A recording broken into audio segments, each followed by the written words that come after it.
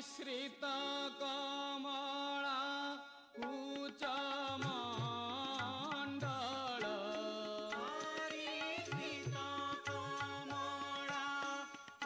नमस्कार। जय जगन्नाथ। श्री भागवत योजना को आपण को स्वागत करुचे। आज ओडिया पिलाटीए ओडिया रे दुई धाड़ी लिखि पारुनी। ओडिया कहले अनेक भूल भटका बाहरुची। ठीक भाव में ओडिया पढ़ी पारुनी।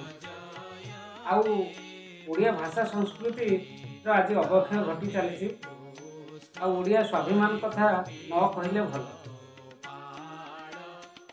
ओडिशा रे ओडिया भाषा संस्कृतिर सुरक्षा पाई श्री भागवत योजना आरंभ होईछि, जहा पद्मश्री पूर्णमासी जानी बा टाड़ीश्वरी बाई तांकर भाष्य माध्यम रे एही योजना को साकार करने पाई वर्णना करिसेंति। यह एक अति सरल सुंदर एवं सर्वमान्य तथा सबु जगार सबु समय करिला भलिया योजना।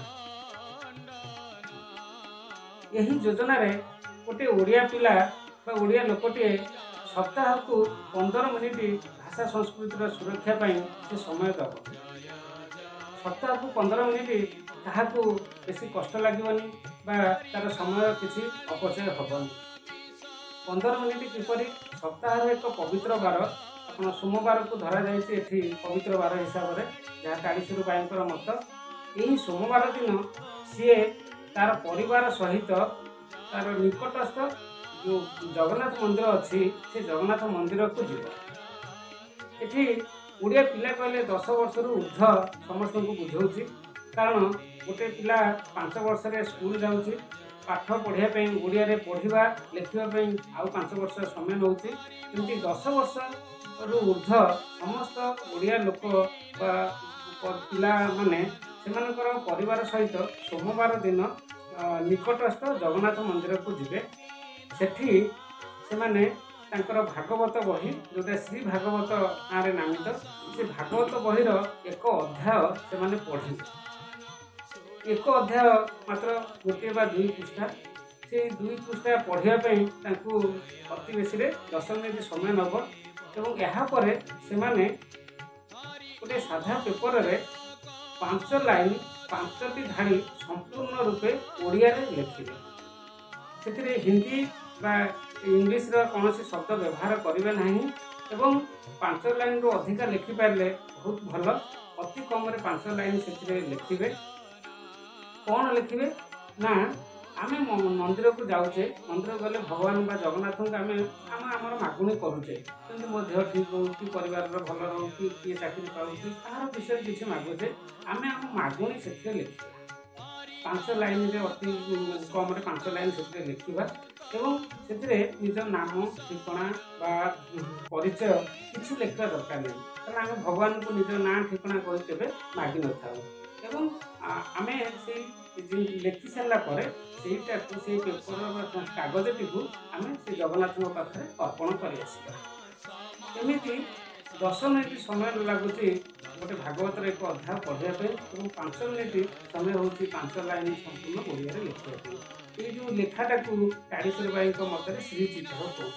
तेणु श्री भागवतर गोटे अध्याय पढ़ा 10 मिनिट 5 मिनिट आम श्री चित्त लिखा और श्री चित्त को जगन्नाथ पाखे अर्पण कर भागवत बही धरिकी आम पढ़े।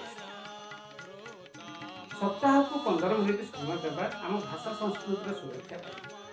यह हूँ श्री भागवत योजना जहाँ टाड़ीश्वरी मिशन तरफ आरंभ होती। ओडिशार विभिन्न जगन्नाथ मंदिर रे विभिन्न जगार यही कार्यक्रम आरंभ होती। ये समस्त को आह्वान दूसरी समस्त ओडिया भाई भौणी सब लोक ये आह्वान दूसरी से योजना रे सामिल हो। आपण घर पाखे निकट में जब जगन्नाथ मंदिर नहीं ताहले जे कौन से मंदिर को आप जापरेंगे। यदि मंदिर नहीं ताहले आपण भागवत टुंगी हो कि मंडप हो कि निज घरे ठाकुर घरे आप भागवतर एक अध्याय पढ़ी पारे एवं निज हाथ में 5 लाइन ओडिया लिखिकी श्री चित्त अर्पण कर। भागवत बही जदि श्री ଭାଗବତ ବହି ଯଦି ନାହିଁ ତାହେଲେ ଆପଣ ନିଜ ମୋବାଇଲରେ ମଧ୍ୟ ଭାଗବତ ଆଜି ଆସିପାରୁଛି, କିମ୍ବା ନହେଲେ ଭାଗବତ ବହିର କିଛି ଜେରକ୍ସ ବା ପେପରରେ ଜେରକ୍ସ କରି ଆପଣ ଆଣିକିରି ପଢ଼ିପାରିବେ। ଆମେ ଭାଷା ସଂସ୍କୃତିର ସୁରକ୍ଷା ପାଇଁ ସପ୍ତାହକୁ 15 ମିନିଟ୍ ସମୟ ଦେବା। ଯଦି ଆମେ ଏଇଟା ଏକ ଦୀର୍ଘସ୍ଥାୟୀ ଯୋଜନା, ଏଥିରେ ଗୋଟିଏ ସପ୍ତାହରେ ଭାଗବତ ପଢ଼ିଦେଲେ କି ଲେଖିଦେଲେ ହେବନି, ଏବଂ ପରିବାର ସହିତ ସମସ୍ତେ ପ୍ରତି ସପ୍ତାହକୁ 15 ମିନିଟ୍ ହିସାବରେ ପ୍ରତି ସୋମବାର ଦିନ ନିକଟସ୍ଥ ଭାଗବତ ମନ୍ଦିରକୁ ଯାଇ ଏହାକୁ କାର୍ଯ୍ୟକାରୀ କରିବା ଦରକାର। ଆଉ ଏହି ଯୋଜନା ଯଦି କାର୍ଯ୍ୟକାରୀ ହୁଏ, ସବୁ ଜାଗାରେ ଯଦି ଏହା ଚାଲେ, ତାହେଲେ ଦେଖିବେ ଆମ ଭାଷା ସଂସ୍କୃତି ସୁରକ୍ଷା ହୋଇପାରିବ। ଆମ ପିଲାମାନେ ନିଶ୍ଚିତ ରୂପେ ଓଡ଼ିଆରେ ପଢ଼ିପାରିବେ, ଲେଖିପାରିବେ, ସୁନ୍ଦର ଭାବରେ କହିପାରିବେ। ଆଉ ଓଡ଼ିଆମାନଙ୍କ ଭିତରେ ଏକତା ଜାଗରଣ ହୋଇପାରିବ। ସମସ୍ତେ ନିଜକୁ ଏକୁଟିଆ ଭାବିବେ ନାହିଁ, ଏବଂ ଆମେ ଗୋଟିଏ ସ୍ୱାଭିମାନୀ ଜାତିରେ ପରିଣତ ହୋଇପାରିବା, ଯାହାକି ପଦ୍ମଶ୍ରୀ ପୂର୍ଣ୍ଣମାସୀ ଜାନି ବା କାଳିଶେରୁ ଭାଇଙ୍କର ମତ।